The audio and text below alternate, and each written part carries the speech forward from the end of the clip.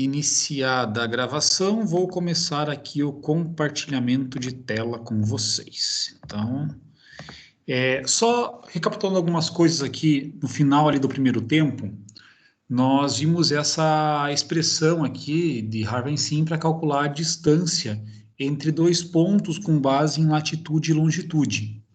O que eu sugiro trabalhar é fazer o seguinte, é nós pegarmos esse código daqui, então eu vou pegar o que estava aqui colocado na parte principal, e nós podemos, isso aqui poderia fazer, por exemplo, aqui mesmo no formulário, ou qualquer outro lugar, nós podemos criar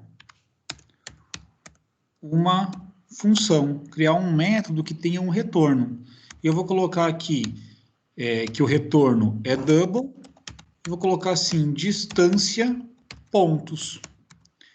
E o que recebe aqui como parâmetro é um double chamado lat1, um double chamado longitude1, um double chamado lat2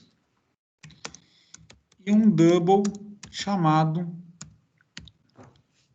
long2. Quando nós fazemos isso, aqui no lugar de long, colocar como sendo long. Coloquei long, está ali como long, deixar aqui como long. Ok?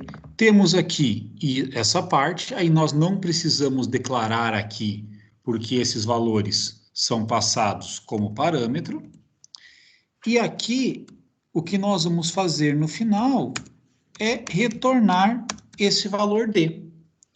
Fazendo isso, nós temos agora aqui um método. E esse método pode ser chamado nos outros lugares. Então, poderia ter aqui, por exemplo, vou colocar lá latitude 1, colocar aqui latitude 2, deixando com um nome diferente, só para não confundir. Longitude 1, longitude 2. E daí ter o seguinte, que nós queremos que a variável D, ela seja igual à distância pontos, e passamos aqui a latitude 1, latitude 2, longitude 1 e longitude 2. E daí, da mesma forma que tínhamos aquela função lá que calculava a distância euclidiana entre pontos, nós temos isso aqui que calcula a distância lá, Haver-Sim. Eu nunca lembro como que se escreve o Haver-Sim. Deixa eu achar, ver se tem aqui em algum lugar isso. Aqui, Haver-Sim. Pegar esse nome. Pode até, né, eu poderia chamar aqui de distância. Então, distância Haver-Sim. Poderia colocar aqui como distância Haver-Sim. E daí aqui ter lá distância Haver-Sim sendo chamada. Dessa forma, se nós trocarmos aqui esses valores de latitude ou longitude, isso daqui é passado como parâmetro com outros valores, e aqui teremos lá novos valores calculados de distância. Então, vou pegar e deixar isso daqui passado para vocês, vou colar aqui no chat, e daí vocês têm acesso aí a toda essa expressão, tá? Então, podem utilizar ali para fazer o cálculo da distância entre pontos, considerando latitude e longitude. Se quiser fazer essa transformação desse valor para uma distância real, igual como está no final da primeira parte, geralmente em trechos urbanos fica ali um valor entre 1,3 e 1,4 para fazer a multiplicação desse valor e a partir disso ter a distância. Porque nós não temos a rua em linha reta entre qualquer par de pontos. Então, esse 1,3, 1,4 que acaba sendo multiplicado é justamente pelo fato de as ruas não serem retas entre dois pontos. Ok? Só para fechar essa parte antes de ir aqui para o segundo conteúdo de hoje, tranquilo aqui? Tranquilo. Tranquilo, inclusive já descobri Vamos lá. essa função aí para SQL Server, tem pronta também já para fazer. Tem pronto na SQL Server? É uma expressão Pronta não, aí... tipo, alguém publicou, né? Ela não é uma função nativa. Aham. Mas se nós tivermos, Ela é por uma... exemplo, desculpa, professor. Não, pode falar. É que se tivermos as coordenadas num banco de dados, dá para usar a função direto no banco, né? Ah, perfeito. Tá? É uma... E é o tipo de trabalho é uma vez só, né? Agora, daí vocês podem deixar dentro do próprio C Sharp aí guardado em algum lugar, qualquer vez que precisar, é só chamar aí essa função. Beleza? Vamos para uma segunda parte um pouco mais interessante aqui agora? Pode ser? Ou não? Manda aí. Então, tá bom. Só. Valeu. Oi, alguém ia falar alguma coisa a mais? Pode ir lá, vai lá. Então, tá bom.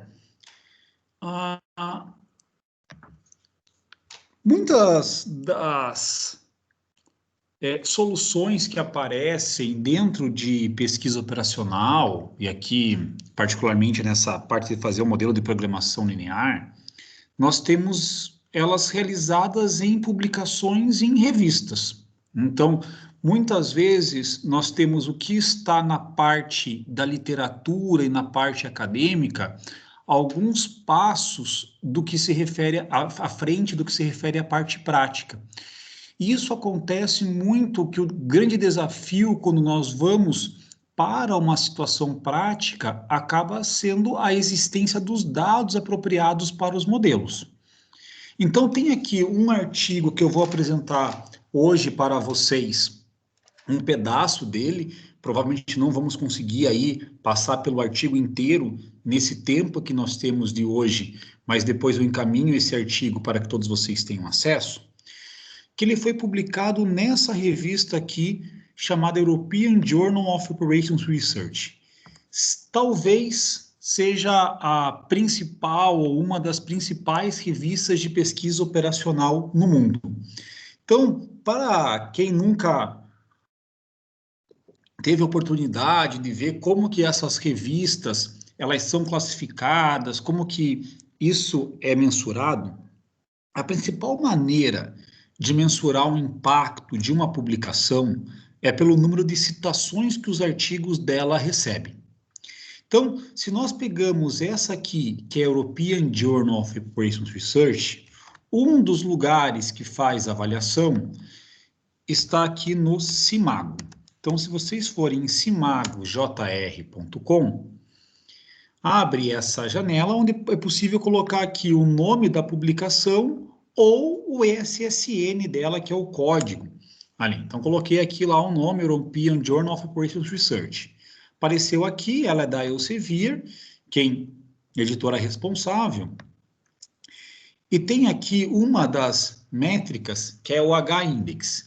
Então, essa revista, ela tem 243 artigos, com pelo menos 243 citações cada um desses artigos. Isso aqui é muito, tá? É muito alto esse H-Index de 243. E daí tem aqui qual que é o escopo, né, do que essa revista publica. E aí vocês vão ver que parece a pesquisa operacional, né, ou AR aqui no Operations Research, como a parte central ali dela. E daí aqui são as áreas que mais publicam no mundo nessa revista. Então, nós temos aqui a parte de ciência da computação, sistemas de gestão da informação, Management Science, que seria a parte de administração e pesquisa operacional, modelagem e simulação. E esse verdinho, essa cor verde, indica que ela está no Q1 nessas áreas. E isso acontece desde lá de 2003, que em todas as áreas onde ela tem publicação, acaba ficando no Q1, que é o primeiro quartil, está entre os 25% mais importante. Se tivesse uma divisão aqui mais forte do que quartil, ela estaria nos primeiros extratos, sem dúvida alguma. Aqui é um compilado em termos de citação, que gera esse indicador SJR, que ela está lá com esse 2,4, ele é bem alto. Valores de SJR acima de 1 na área já são valores bem altos. E aqui nós temos qual que é a quantidade de citações por documento, a quantidade média. E isso tem crescido ao longo do ano. Então, você pega ali, em 2017, ter esse valor de 6 citações em média por artigo, é um valor bem alto. E aqui, isso aqui é considerando, né, a linha, os últimos 4 anos, os últimos 3, os últimos 2. Aí, como que é a parte de citação? O verde, que é externo, são citações em outras revistas além da própria European Journal of Research. E então você vê que são citados por outras revistas bastante. É muito perto do número de citações total. Porque existem revistas que que os artigos são bastante citados, mas porque a própria revista exige que os artigos que sejam publicados nela citem artigos dela. E daí fica aquele negócio que é muito endógeno, né? A própria revista gerando citação para ela, o que não é muito bem visto. E aqui a parte que envolve nos artigos colaboração internacional. Então, você vê ali que praticamente em 2017, 50% dos artigos, para 2019, 50% dos artigos com colaboração internacional.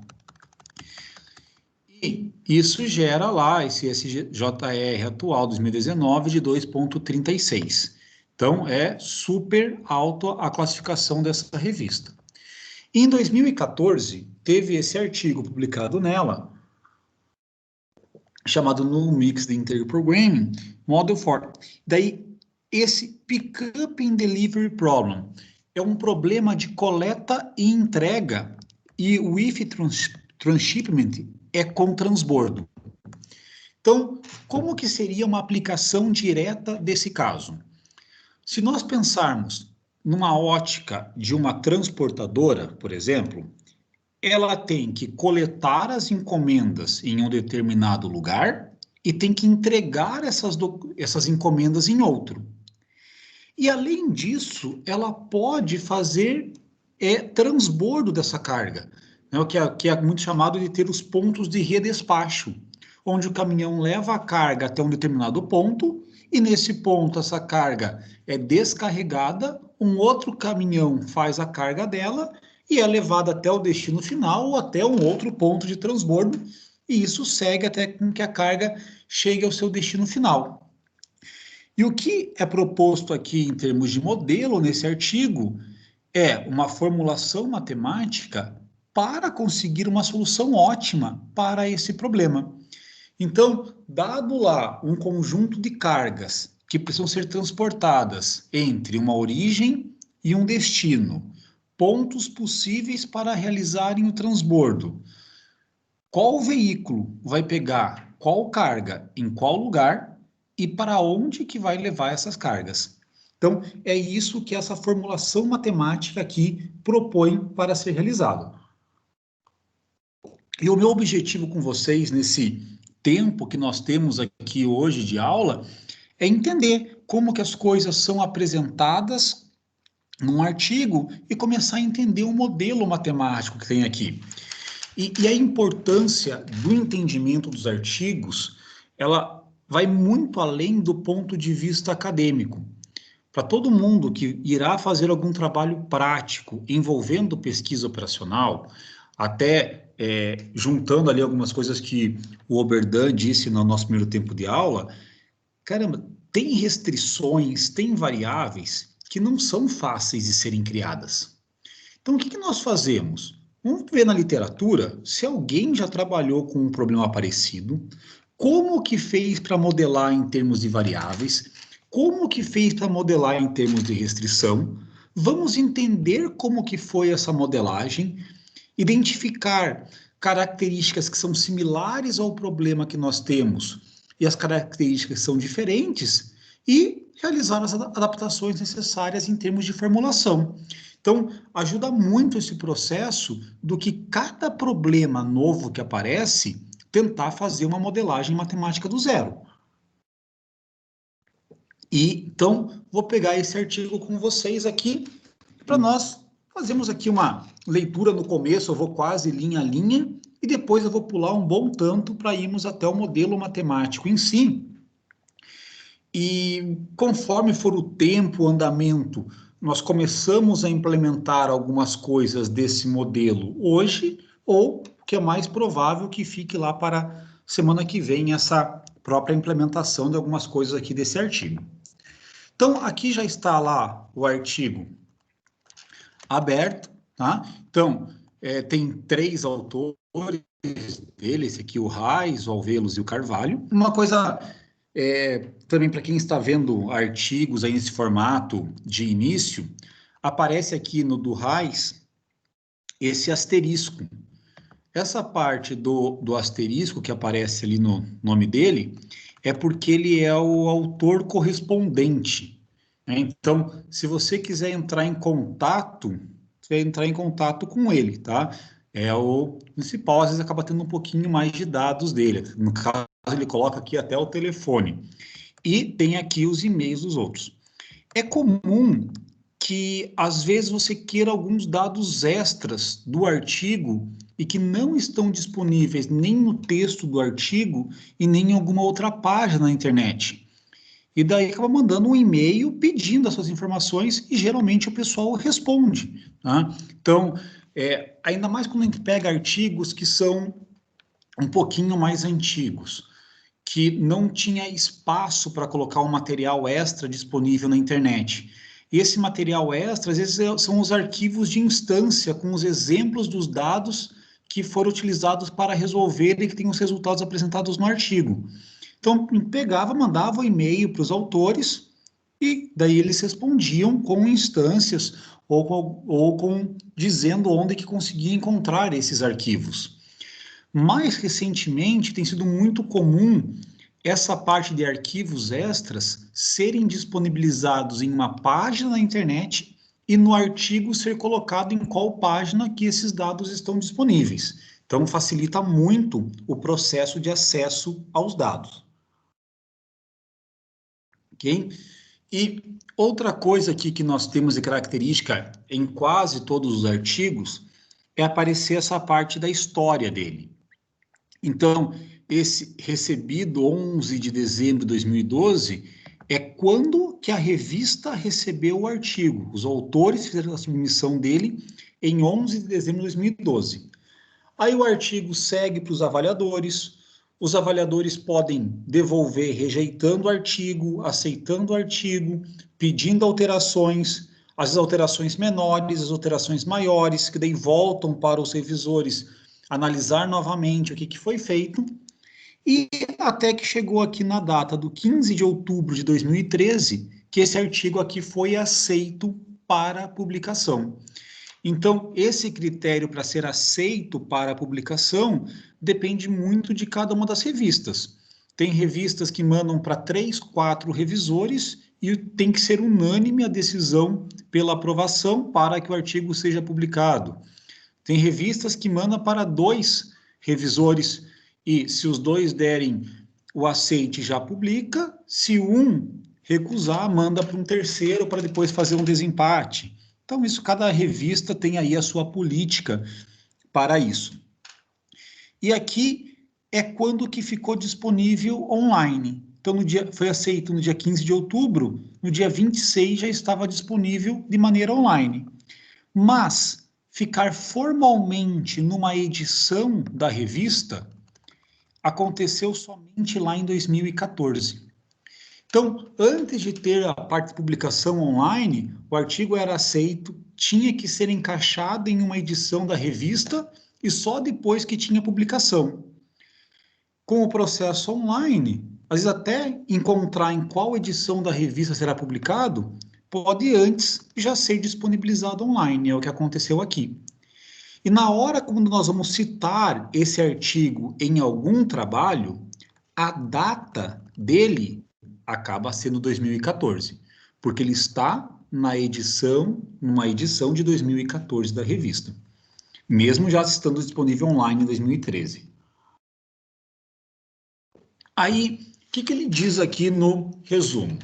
Então, temos lá que nos anos recentes, muitas aplicações importantes de problemas do mundo real foram estudadas como sendo, ele chama aqui, problema de roteamento de veículo ricos.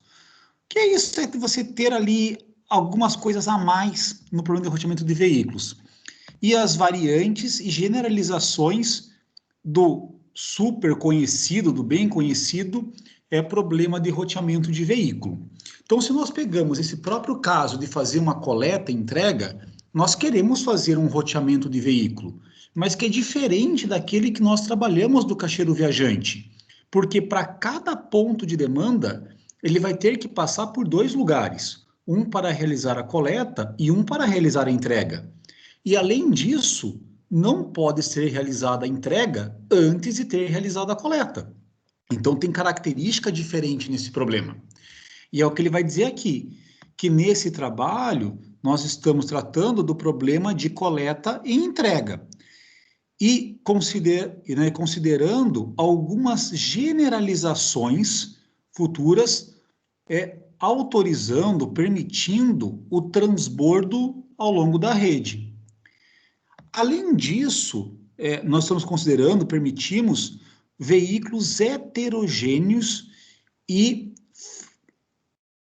tamanho flexível da frota. O que é essa ideia, pessoal? Imagine se nós pensássemos lá naquele caso do caixeiro viajante, igual nós fizemos, uma primeira expansão, que no lugar de ter um único veículo, nós tivéssemos 2 veículos. Então, nós teríamos no lugar de uma rota, 2 rotas. Agora, que cada um dos veículos pudesse passar por um número limitado de pontos. Nós teríamos capacidade associada a cada um desses veículos.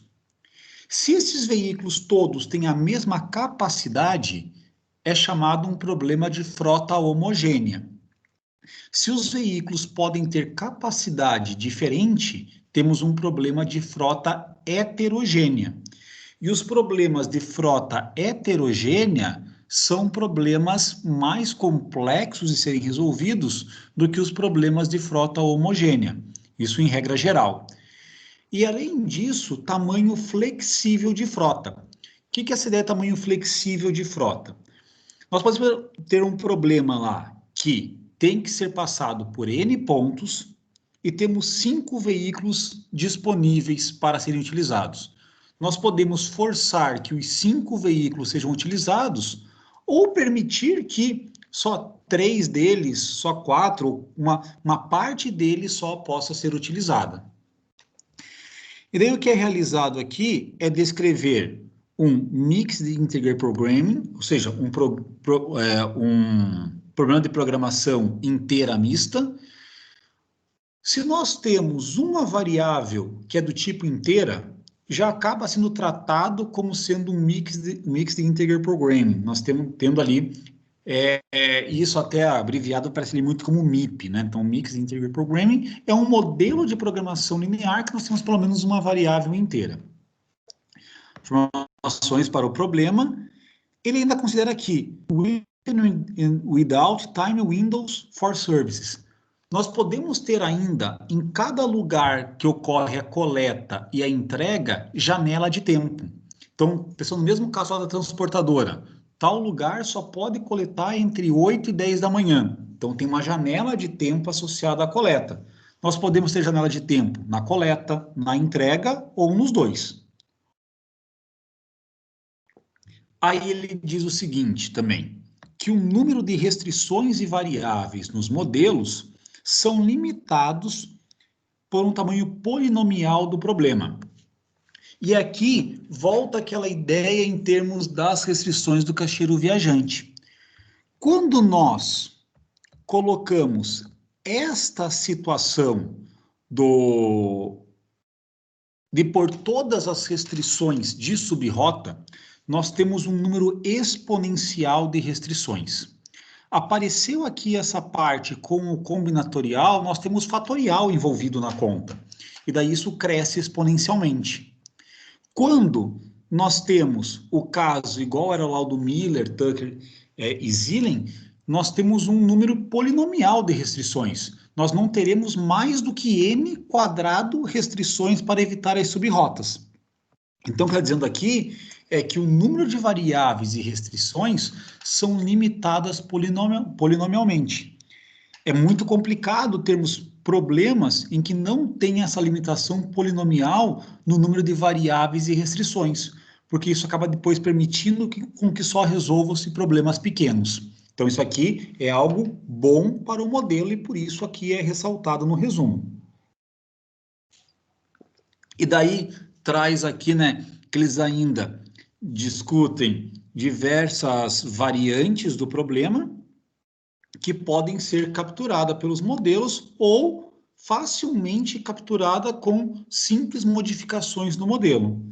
E daí que os experimentos computacionais geram resultados promissores e confirmam que o transbordo na rede pode, de fato, gerar ali melhorias, gerar otimização. Porque quando nós colocamos o transbordo, nós estamos permitindo algo a mais. A carga não precisa ir direto da origem para o destino. Ela pode pegar e ir para um lugar intermediário. Isso daqui nós podemos pensar até em termos de mapa aqui.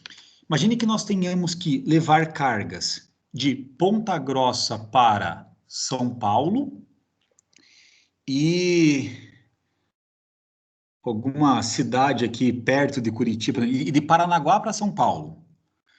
E nós temos que levar ali 8 toneladas de Ponta Grossa para São Paulo e 8 toneladas de Paranaguá para São Paulo. Nós temos duas opções para isso, colocar assim, básicas. Uma, que nós pegamos um caminhão que caibam essas 8 toneladas e faz o trajeto Ponta Grossa, São Paulo. Um outro caminhão com capacidade igual que faça o trajeto Paranaguá, São Paulo. Podemos pegar um veículo que tenha capacidade de 16 toneladas, pelo menos, e ele vá de Ponta Grossa para Paranaguá, Paranaguá, São Paulo. Ou temos ainda uma outra opção. Sai um veículo de capacidade, pelo menos 8 toneladas, de Ponta Grossa e vem até Curitiba. Sai um outro veículo de capacidade, pelo menos 8 toneladas, de Paranaguá até Curitiba. Em Curitiba, essas cargas são descarregadas, consolidadas e seguem num único veículo até São Paulo. Então, essa que é a ideia de você colocar o transbordo. Fazer esse redespacho, você permite a consolidação de cargas de maneira a conseguir otimização nos veículos a serem utilizados. Tranquilo até aqui, pessoal?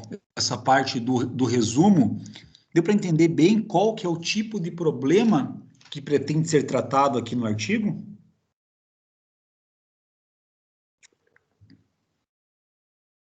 Sim. Essa situação dá para entender bem. Eu boiei um pouco pela questão final. Ficou baixo, eu não consegui entender direito ali, é verdade. Opa, melhorou? Agora sim. Eu acho que a situação como um todo deu para entender bem. Só fiquei boiando na história do polinomial, se não me engano ali, que você falou que é vantagem. Tá, o polinomial é o seguinte. Vou voltar no exemplo ali do caixeiro viajante, tá? Nós tínhamos aqui duas maneiras que nós vimos de eliminar subrrotas, tá bom? Uma delas era colocar restrições que evitassem todas as subrrotas de tamanho 2, outra que evitasse todas as subrrotas de tamanho 3, outra que evitasse todas as subrrotas de tamanho 4, até evitar todas as subrrotas de tamanho n-1, correto? Isso daqui, para cada um dos casos, onde aparece essa forma aqui com bin, nós estamos colocando o seguinte, é uma combinação de n elementos P a P. Matematicamente, isso daqui é dado por n fatorial divididos por P fatorial, que multiplica n menos P fatorial.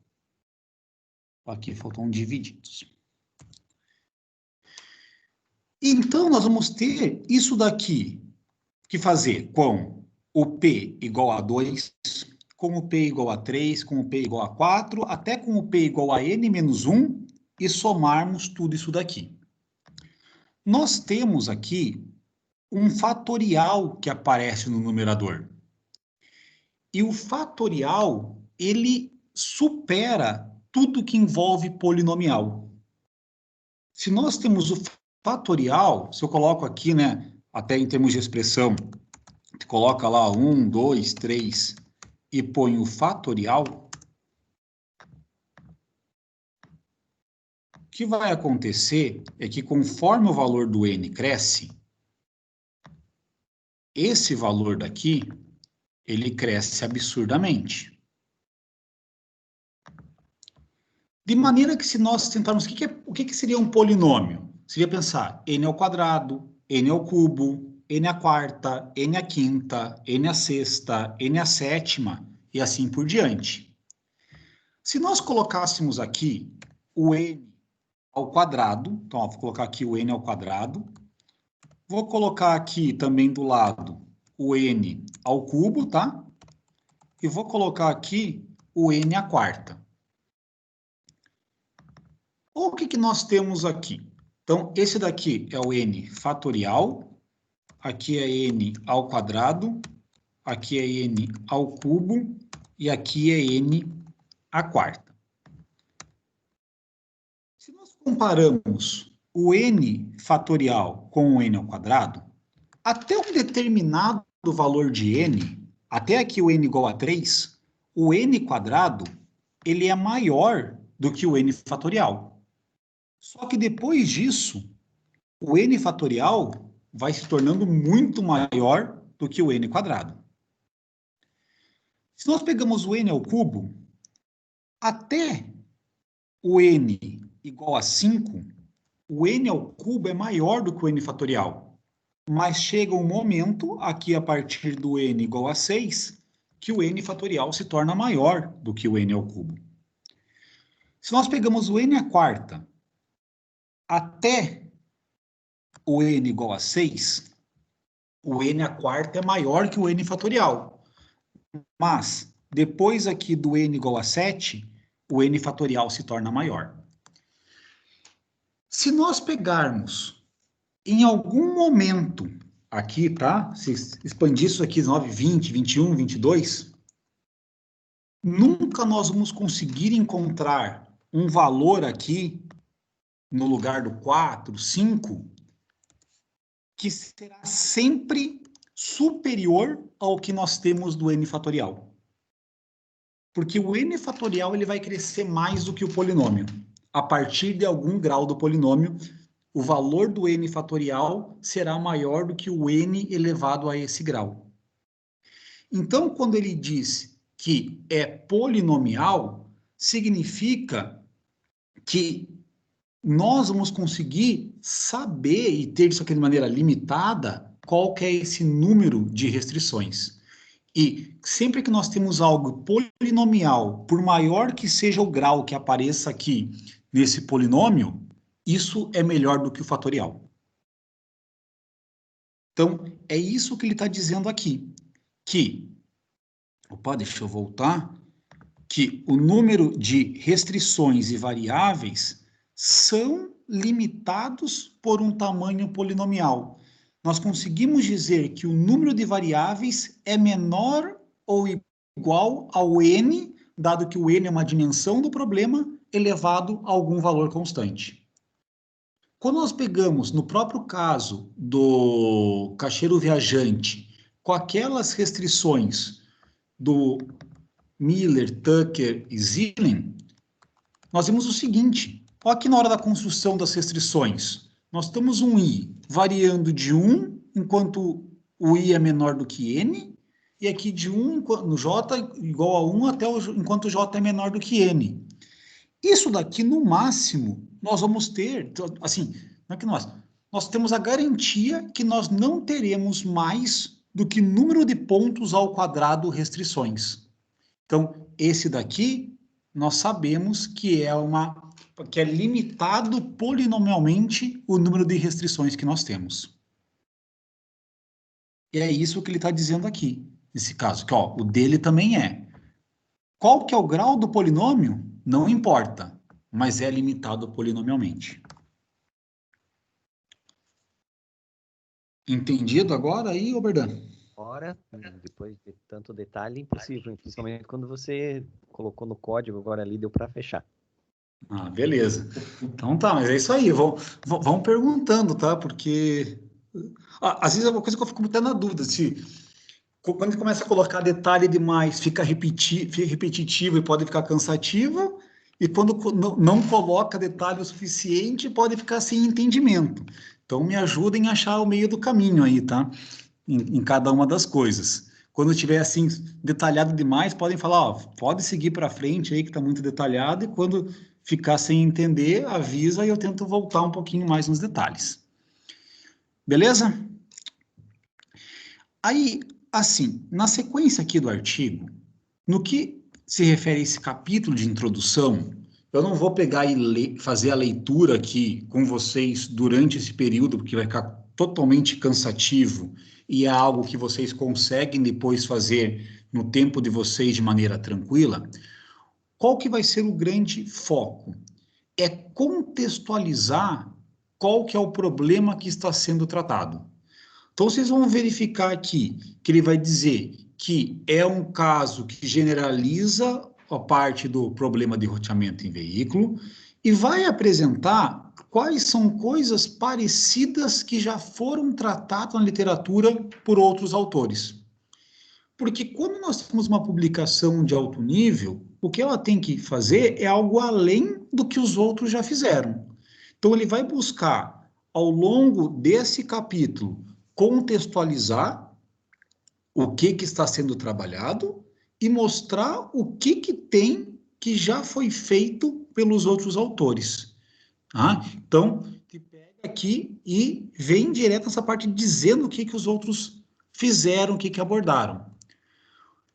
Quando chega a revisão de literatura, aqui vai entrar um pouco mais detalhada essa parte. Então, vê o seguinte, que aqui é mais geral na introdução da contextualização do problema. Na leitura vocês vão ver isso daí de maneira melhor. E quando chega aqui no que é a revisão de literatura, ele vai pegar e dizer algumas coisas um pouquinho mais de detalhe dos trabalhos. Se usou método exato, se usou heurística, o que buscou, o que teve de resultado. Então, vai pegar aqui e dizer um pouquinho mais de detalhe desses trabalhos. Depois, é comum nos artigos de pesquisa operacional aparecer um capítulo, aqui ele usou como título um exemplo ilustrativo, ter alguma coisa relacionada com isso, que é pegar um tamanho pequeno do problema e mostrar como que as coisas funcionam. Então, o que ele vai dizer aqui é o seguinte, ó, vamos considerar um exemplo para ilustrar, e daí aqui, quando aparece esse PDPT, é o problema de coleta e entrega, o Pickup and Delivery Problem, e o T é referente ao transbordo, que é lá o Transshipment. Aqui, essa instância tendo 8 clientes, 2 veículos e 3 requisições. Então, o que se refere ter essas 3 requisições? Cada requisição tem uma coleta e uma entrega. Então, na figura 1, colocam o problema num grafo direcionado. O que é o direcionado? Pega, por exemplo, aqui a ligação do F para o C. Isso é do F para o C, não tem do C para o F. Diferente aqui do E e o F, que tem ligação do E para o F e do F para o E. Tendo 10 nós. Opa.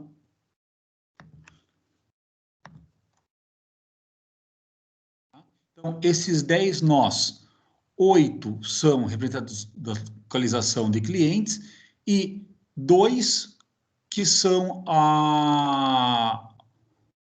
as origens e o destino final dos veículos. E daí ele coloca o seguinte, considere ali 2 veículos tendo a mesma origem e os mesmos depósitos finais mostrados aqui na figura pelos quadrados rotulados como A e G. Então, eu tenho aqui o A e o G, respectivamente. Assuma que a capacidade dos veículos 1 e 2 são de 6 e 3 unidades. Então, nós temos um veículo com capacidade de 6 unidades e um outro veículo com capacidade de 3 unidades. O que ele vai colocar aqui é um desenho mostrando como que ficariam essas ideias de coleta e entrega, tá? Como aqui eu vou pegar e quero ficar mais tempo com vocês no modelo, eu vou deixar para explicar isso lá na frente, algumas coisas aqui do modelo, e fica essa parte aqui como leitura de vocês. Aí qualquer dúvida que tenham durante essa leitura, no começo da próxima aula, eu deixo aí um tempo para a gente tirar essas dúvidas. Mas eu quero ficar bem em cima aqui dessa explicação das variáveis. Como eu vou fazer a explicação das variáveis para vocês, essa leitura anterior já estará explicado aqui dentro do que vem no capítulo 4. Que no capítulo 4, o que está dizendo aqui de fato, que está apresentando os novos modelos de programação inteira mista. Vai ter aqui uma série de coisas dizendo e vamos para o que de fato interessa. Então, primeira coisa super importante em qualquer modelo é entender as notações. O que nós vamos ter aqui? G é um grafo que tem os nós N's e arcos A. Só um grafo nada mais é do que um conjunto de pontos e riscos. Como assim? Essa parte aqui é um grafo. Nós temos os pontos, que são aqui as letras, e os riscos, que são essas setas, que ligam um ponto ao outro. Então, quando ele fala aqui que tem um conjunto de vértices e arcos, os vértices são esses círculos e quadrados. E os arcos são essas setas que aparecem. Então, isso daqui que é a ideia de ter um grafo.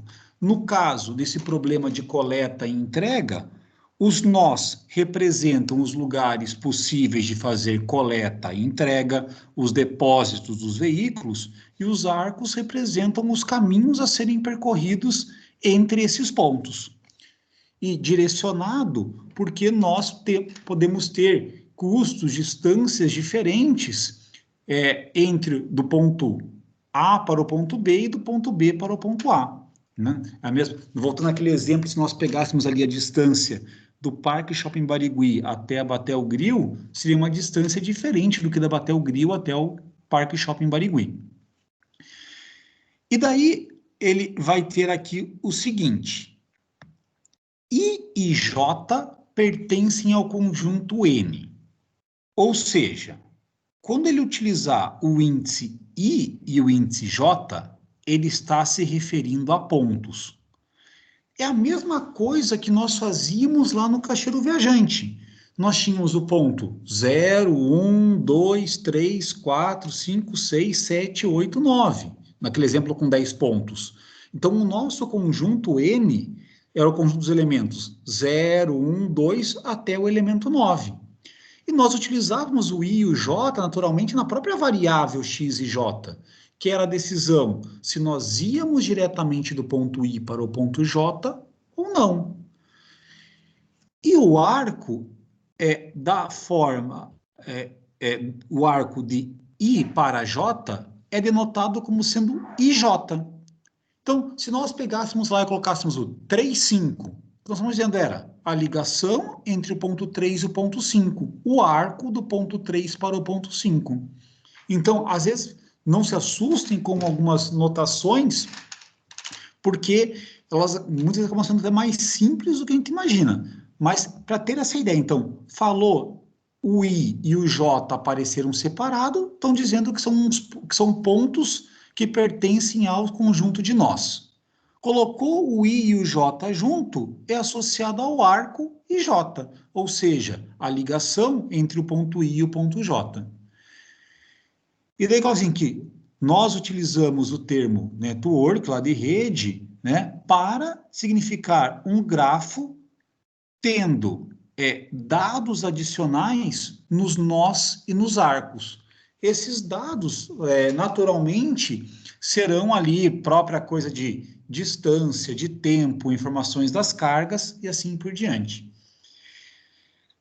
Uma coisa que às vezes causa estranheza para muita gente, eu vou dizer que um desses, quando eu comecei a ler os artigos na época da graduação de pesquisa operacional e em inglês, é que é utilizado para caramba aqui, assim, o e-use, o e-formulated, falando sempre como nós fizemos, nós tal coisa. Em português acaba soando muito estranho ter um texto cheio de nós aparecendo, mas no inglês, e particularmente aqui em trabalhos que envolvem coisas matemáticas, é extremamente comum isso daqui.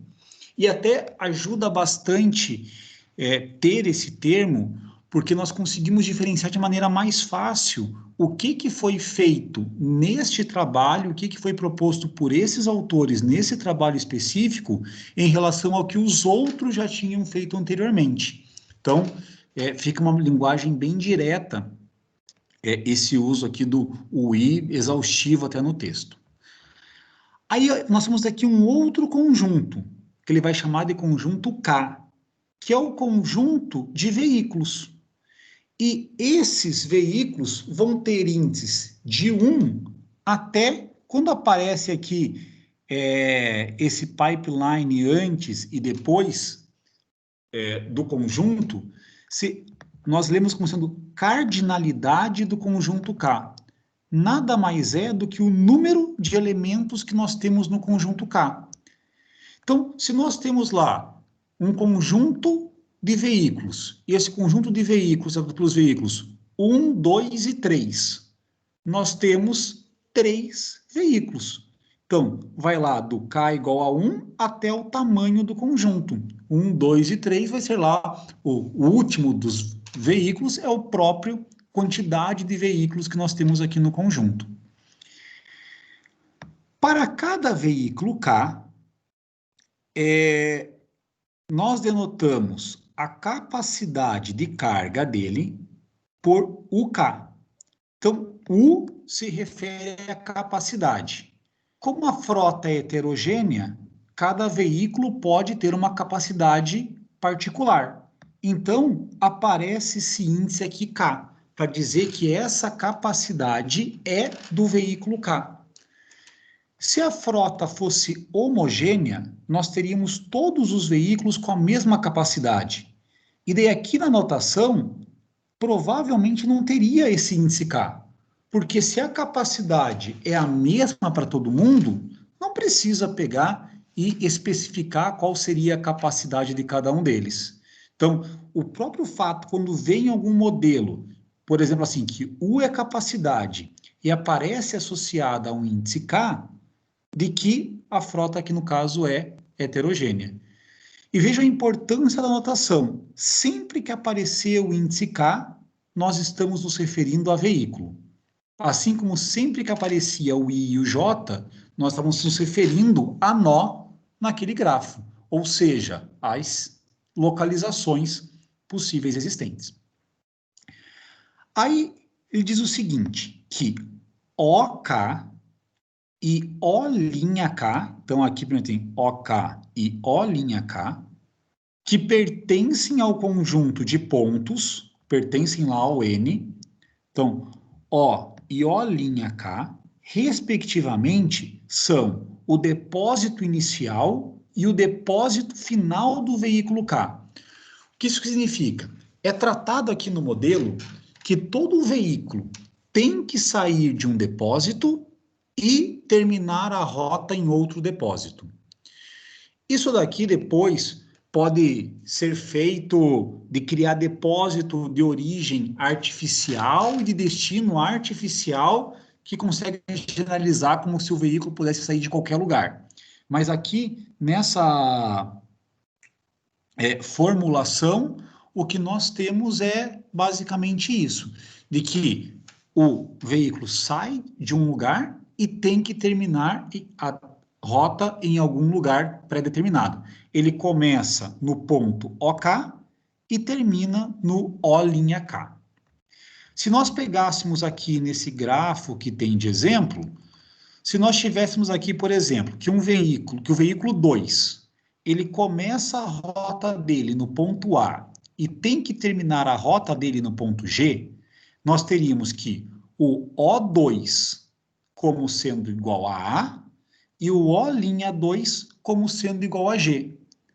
Ou seja, o lugar de origem dele, que é o OK, no caso, K igual a 2, o O2 é no ponto A, e o lugar de destino final dele é no ponto G, ou seja, o O'2 é igual a G.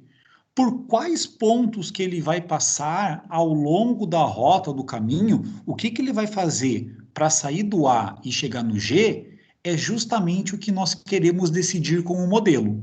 Então, a partir disso, ele pode fazer qualquer caminho, pode vir aqui do A para o D, do D para o H, do H para o I, do I para o J e do J para o G, ou poderia fazer do A para o E, do E para o F, do F para o C, do C para o G. E isso é decisão a ser tomada ao longo da execução do modelo. Tá? Então, é isso que nós temos até o momento, ó, já definido quais são lugares, ligações entre lugares, veículos com as suas capacidades, lugares de origem e lugares de destino. Antes de eu pegar e ir ali para o próximo parágrafo, alguma dúvida até aqui?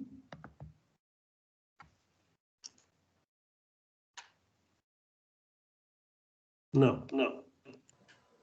Tranquilo, Neri, Adalberto, Liliane, todo mundo que está aqui.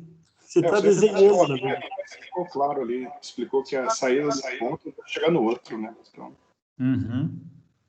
O que ele está fazendo é desenhando o método que ele vai, digamos, modelar depois, né?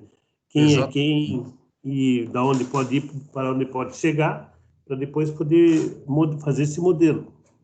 É isso? Exatamente isso. E a importância da anotação é porque cada trabalho vai fazer uma anotação diferente. Tem coisas que acabam sendo padrões. Então, geralmente os pontos serão utilizados os índices I e J. Isso aqui é extremamente padrão utilizar índices I e J para pontos. Mas você pode definir como quiser. Então, é importante olhar ali cada um dos trabalhos, como que está definindo, o que é para cada um dos artigos. E, a partir disso, entender o modelo. É muito difícil nós conseguirmos entender o modelo e as variáveis de decisão se nós não entendermos inicialmente quais são todos os conjuntos e índices que são ali considerados. Tá? Beleza, pessoal? Tranquilo? Alguma dúvida? Falem aí, daí com base no comentário de vocês, eu explico novamente alguma coisa ou sigo ali para o próximo parágrafo.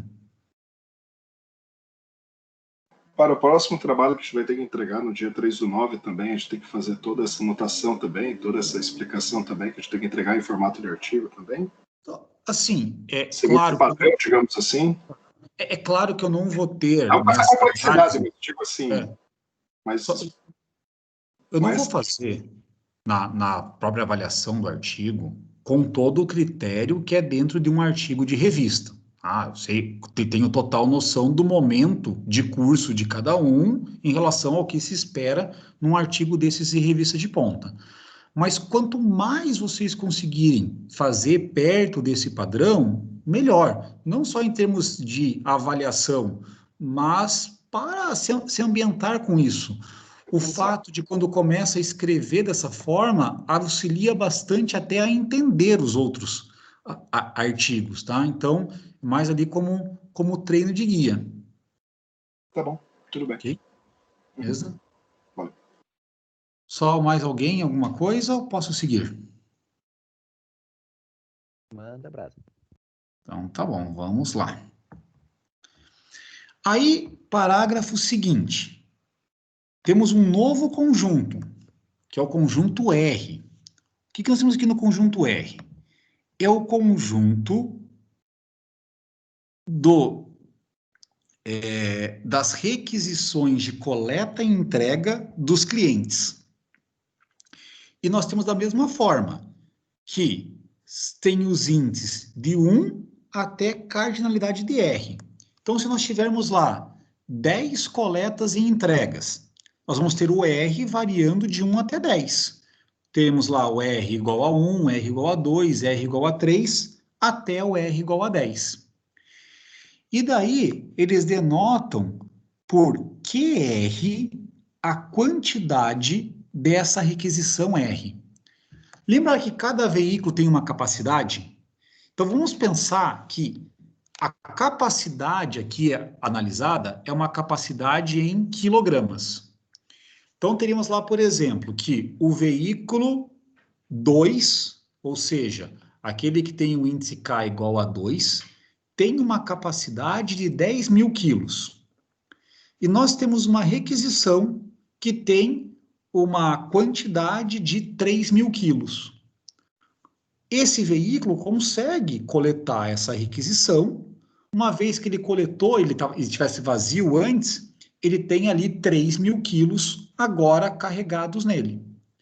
Se tiver uma outra requisição que tenha 8 mil quilos, ele não vai conseguir fazer a coleta dessa outra requisição antes de realizar a entrega daquela requisição anterior que ele coletou 3 mil quilos. Porque se ele coletasse as duas sem ter feito nenhuma entrega antes, ele ficaria ali com 11 mil quilos, o que excederia a capacidade. Então, essa parte que é o do QR, que é a quantidade de carga de cada uma das requisições, de alguma forma terá que estar associada aqui com as capacidades do veículo. Então, restrição que apareça a quantidade Q e essa quantidade U aqui devem ser restrições que estão relacionando capacidade do veículo com a carga de cada uma das requisições. Além disso, associado com cada requisição, existe um par PR e DR que pertencem lá ao N, que é o conjunto de pontos, em que PR denota o local de coleta e DR o local de entrega. Então, voltando aqui na figurinha, se nós tivéssemos lá a requisição 5, está lá com R igual a 5, e ela fosse coletada aqui no ponto H e precisasse ser entregue no ponto C, o que ia acontecer era que o P de 5 seria H e o D de 5 seria o C. Coleta no ponto H e entrega no ponto C. Vocês podem observar que sempre tenta se utilizar letras associadas ao próprio nome, né? Então, a requisição ser R, vem lá, request utiliza o R. O P, que é o local de coleta, é porque em inglês é o local de pickup, é onde ocorre a coleta. E o D, que é o de entrega, vem lá do delivery. Então, tenta-se utilizar letras que remetam ao contexto original. Nem sempre isso é possível por uma própria limitação do alfabeto e às vezes nós temos coisas diferentes que se iniciam com a mesma letra. Mas é uma tentativa aí que existe. Oi. Pode falar. Claro. Na capacidade, quando o professor mencionou ali da capacidade do caminhão e tal, e ele vai sempre considerar a capacidade do veículo, e se por acaso tiver a restrição da cidade, tipo, da rua, mesmo que eu tenha um veículo com capacidade maior, mas às vezes a restrição daquele país, daquela cidade, não me deixa carregar. Passar por ali, né? Isso, como se consideraria? Tá. Nesse modelo aqui, essa parte não é considerada, tá? Então, nesse modelo, isso não é considerado. Mas tem como fazer. Eu vou pegar aqui e voltar com uma planilha para tentar ilustrar um pouquinho isso. Então, vamos dizer assim, que nós temos lá o veículo, tá? Esse veículo tem lá um número dele, né? Vou colocar assim, 1, 2, 3, 4, 5, se nós tivéssemos aqui 5 veículos. Para cada um dos veículos, lembra que nós tínhamos o OK e o O'K, né? Certo? Que eram lá os locais de origem, onde eles começavam e onde terminavam a rota. Então, vamos supor que esse veículo aqui, 2, ele começasse no ponto B e tivesse que terminar no ponto J. Além disso, outra coisa que nós tínhamos era a capacidade do veículo. Colocar que esse veículo aqui tivesse uma capacidade de 10 mil. Então, associado ao veículo, nesse caso que é tratado aqui no artigo, é isso que nós temos. A capacidade dele, e ainda uma capacidade de uma dimensão só, como se aqui fosse só peso, e qual que é o lugar de origem e o lugar de destino dele. O que nós poderíamos ter aqui associado a ele? Eu vou chamar aqui, deixa eu achar uma... Eu vou chamar de F, tá? Pensando lá como sendo de forbidden, de proibido, do veículo K. Porque esse veículo K, ele não pudesse passar pelas cidades C e H.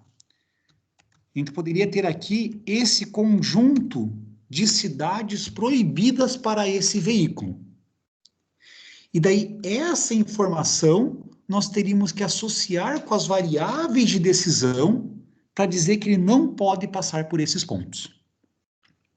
Então, tudo isso que nós temos de característica, que é o que está sendo descrito até o momento, aqui onde eu estou vendo com vocês, tudo isso é chamado de parâmetros do modelo. Parâmetros representam tudo aquilo que nós conhecemos antes de começarmos a resolver. Então, esse caso de proibir a passagem por algumas cidades, teria que pegar essa informação aqui desse conjunto FK e associar nas variáveis de decisão para nunca deixá-lo passar pelas cidades C e H. Outra coisa que nós poderíamos ter, eu vou chamar aqui de F'K, seria por quais caminhos o veículo não pudesse passar. Vou colocar assim, além de não passar pela cidade C e H, ele não pode passar, ele não pode fazer o caminho de F para G e não pode fazer o caminho de C para F, tá? Estou escrevendo aqui. Aí nós pegaríamos esses valores que nós temos aqui, essas informações, e com as variáveis de decisão, nós teríamos que fazer com que não fosse permitido fazer esses caminhos, de F para G e de C para F. Ok? Então, é sempre essa ideia. Nós temos os parâmetros, onde nos parâmetros ficam definidas quais são as regras do jogo que nós temos para esse problema, e depois disso nós fazemos um modelo matemático que tenha que atender todas essas regras do jogo aqui colocadas.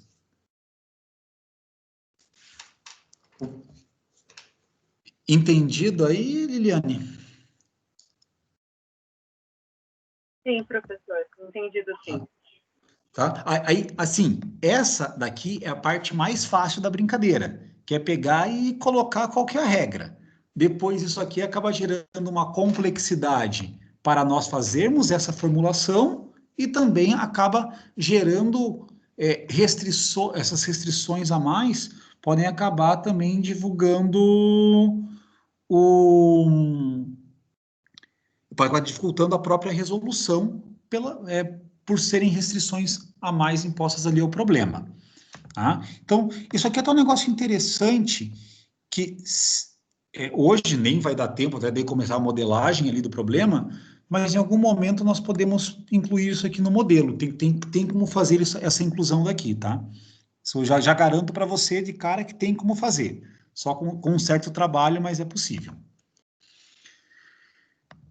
Continuando aqui, então fechamos essa parte das requisições. Aí tem um outro conjunto, que ele denota por T. Esse símbolo aqui é de que está contido. Quando nós temos um outro símbolo que aparecia até inicialmente, esse daqui, que é o pertence, o símbolo do pertence, que é esse E, nós temos do lado direito um conjunto e do lado esquerdo um elemento do conjunto. O do contido é que aqui do lado direito é um conjunto e aqui do lado esquerdo também é um conjunto.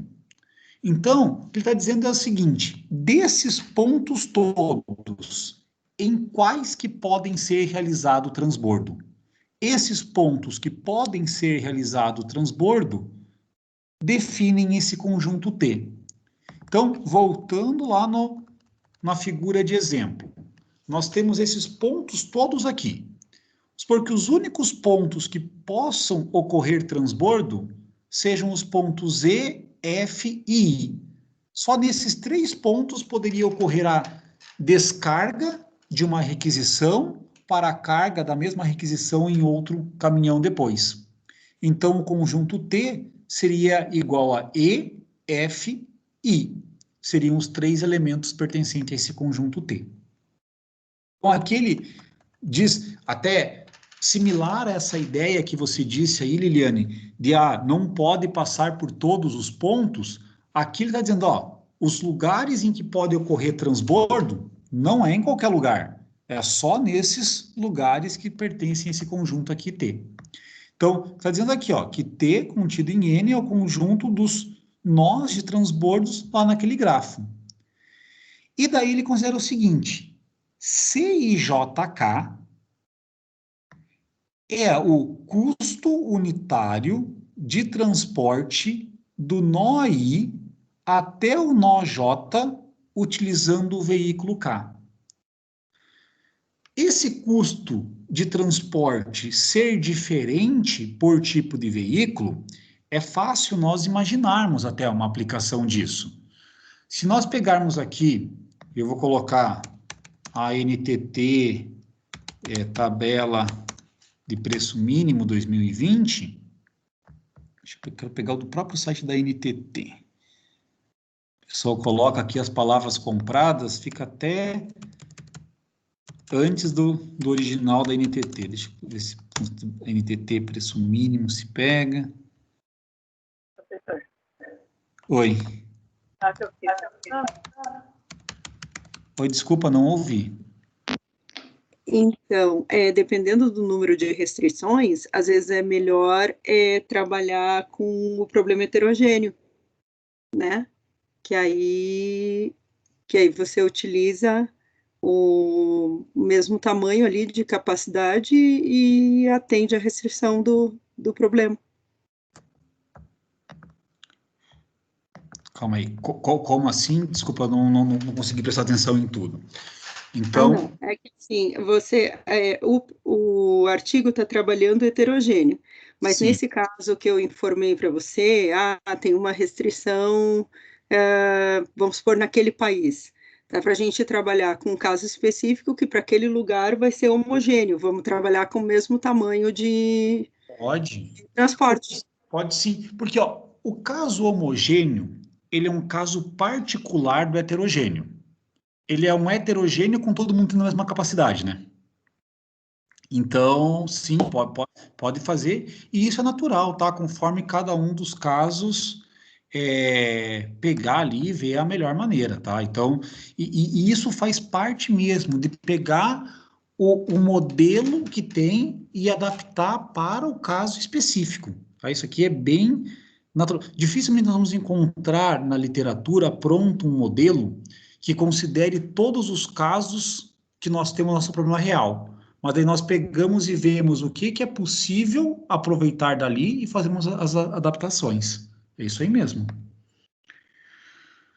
Só estou procurando aqui, deixa eu ver se eu acho do próprio site da NTT, senão só comento isso daqui, mas dentro das resoluções da NTT, até teve agora recente uma nova tabela,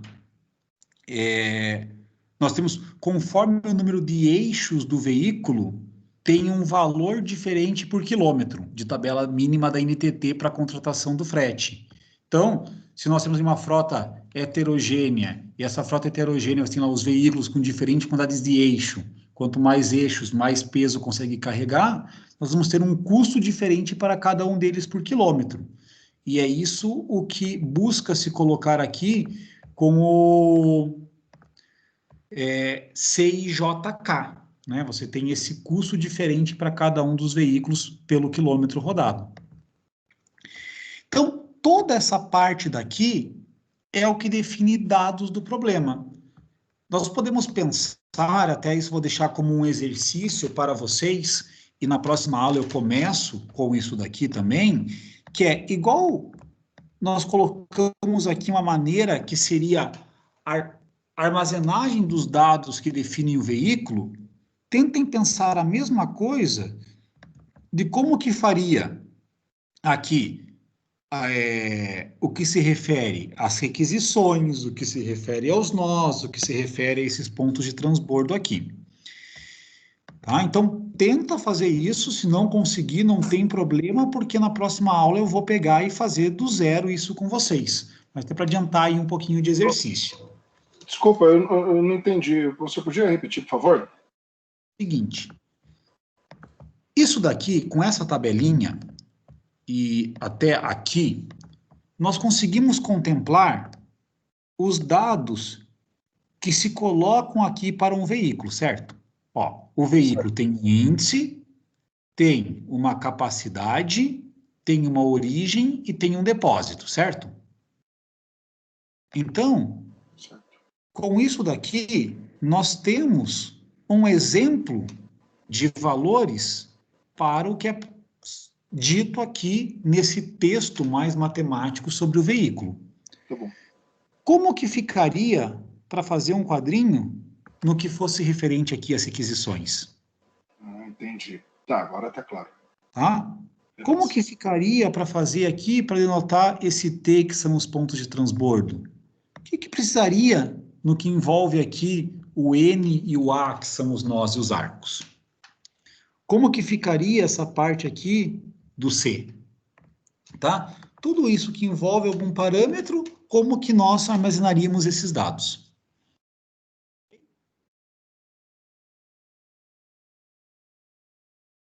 Eu não.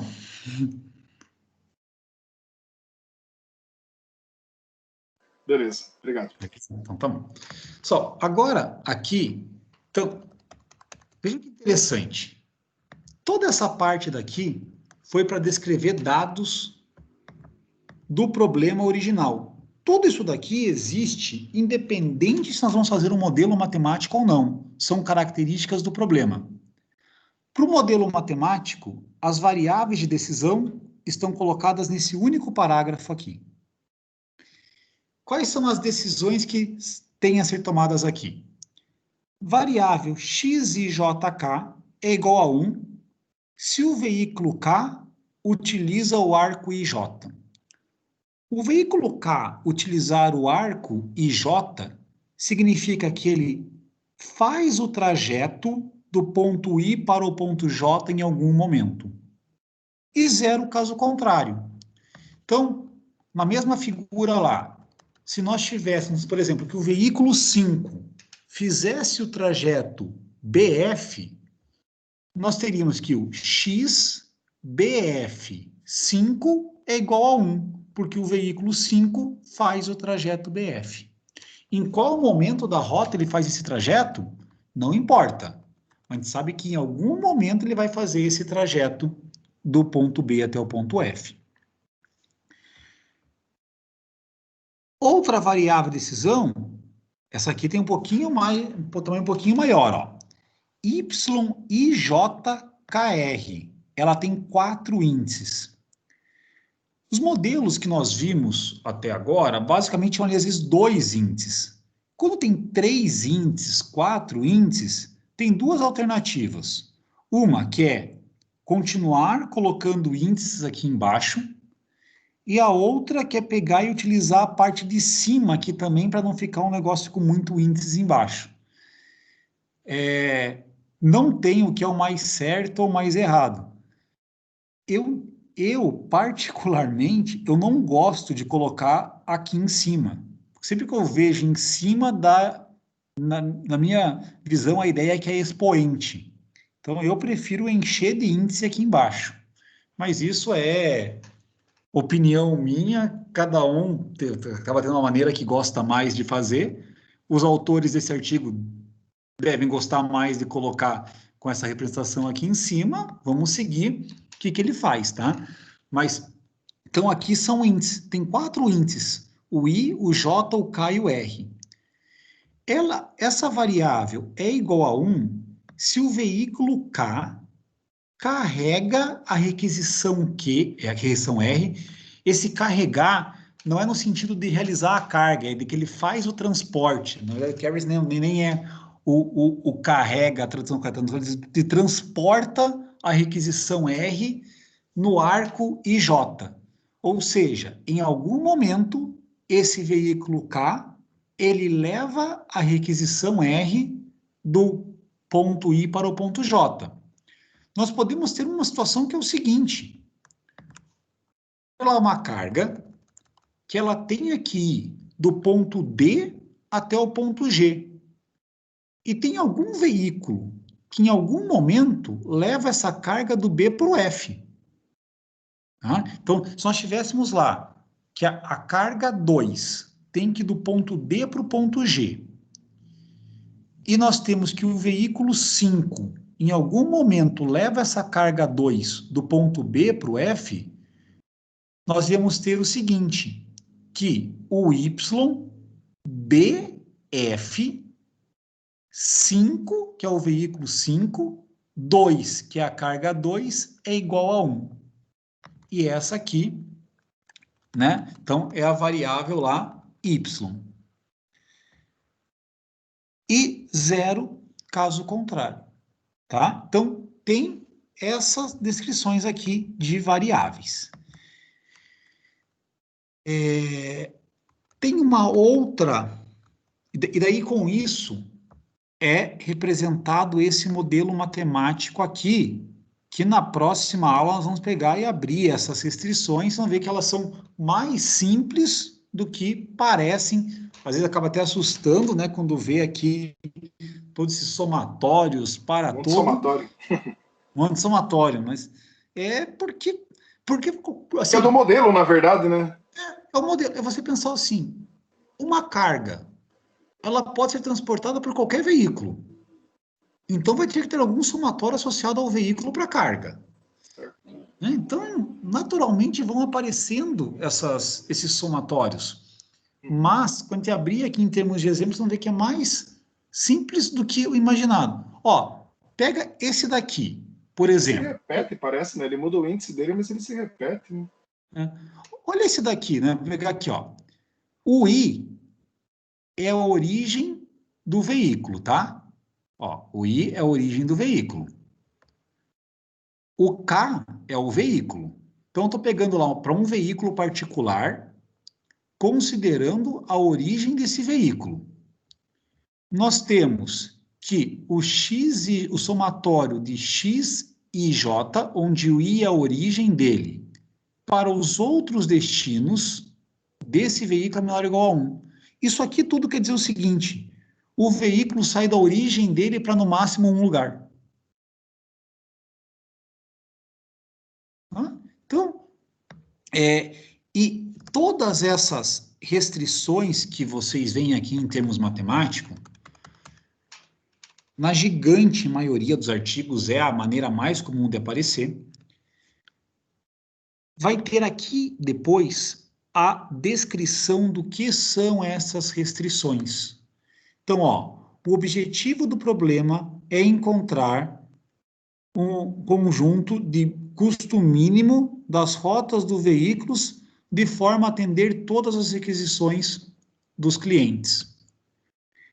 As restrições 1 garantem que cada veículo pode iniciar, no máximo, uma rota a partir do seu depósito de origem. Então é isso, olha, ele vai sair da origem para no máximo um lugar. Depois vai ter aqui a descrição, em termos de texto, o que é esse conjunto 2 que aparece aqui.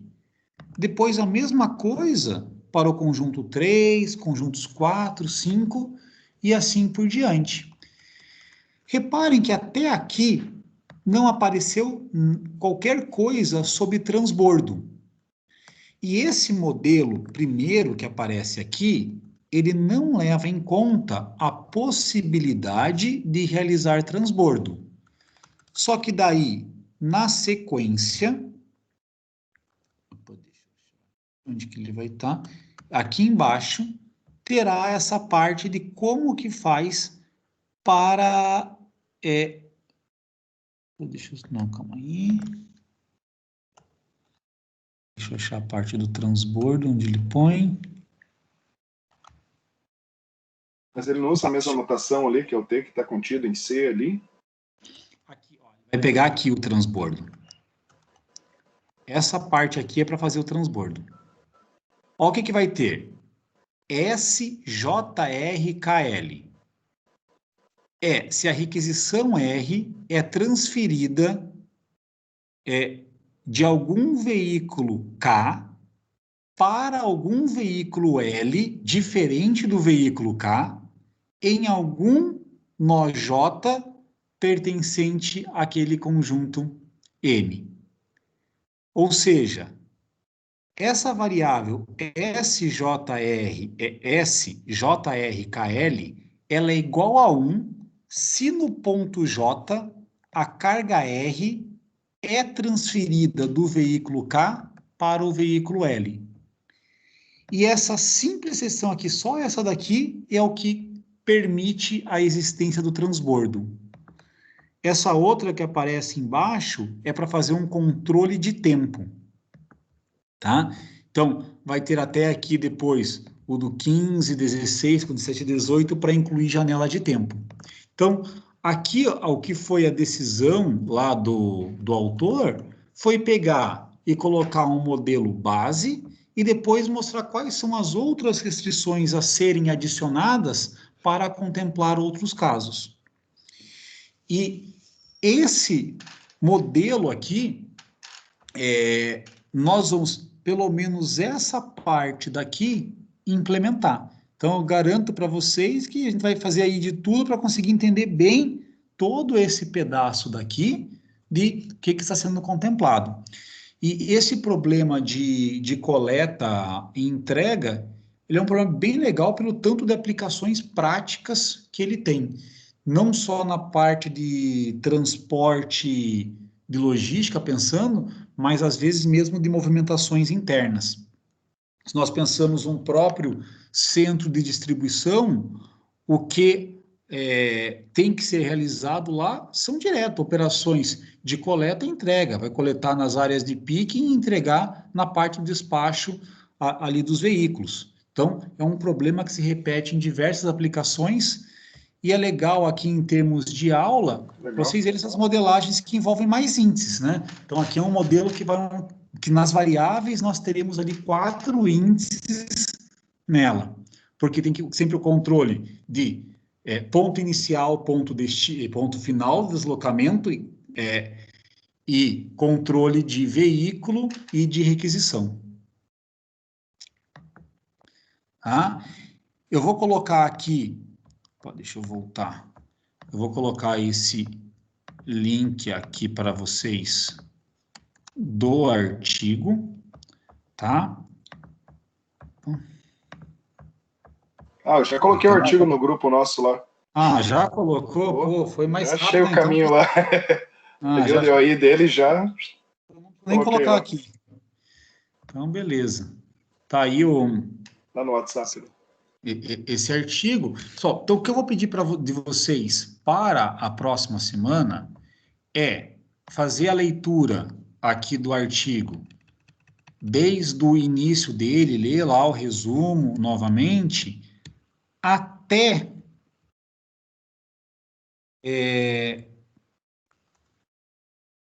essa parte aqui, ó, até quando ele explica as restrições 10 e 11, tá? Para baixo, o que ele apresenta aqui são outras variações. Esses conjuntos 12, 13 e 14 são conjuntos para evitar subrrotas também, tá? Então, além daquela opção de pegar e incluir restrições para evitar todas as subrrotas, uma a uma, a do MTZ, que nós vimos hoje com um pouquinho mais de detalhes, tem ainda essa outra opção aqui de evitar subrrotas, que foi proposto lá pelo Oncan, Altinel e Laporte. Tá? Então, tem diversas possibilidades aí para evitar subrrotas, tá? Então, mas pode parar aqui, ó, pode terminar aqui a leitura.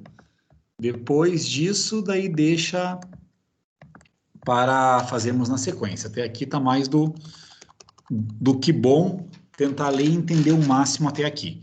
Melhor ler e entender bem uma parte menor do artigo do que ler inteiro e acabar não entendendo quase nada. Tá? Então, se concentrem aí na leitura dessa parte.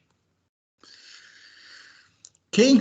Só até estouramos um pouquinho aí o horário, mas caso tenham ainda qualquer dúvida ou pergunta, aproveitem aí, continua aqui à disposição.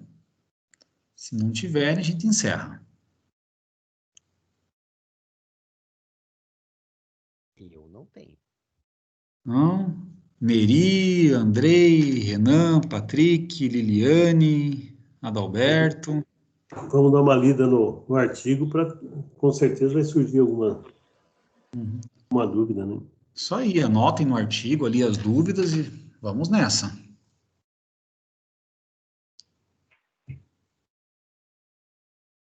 Hein?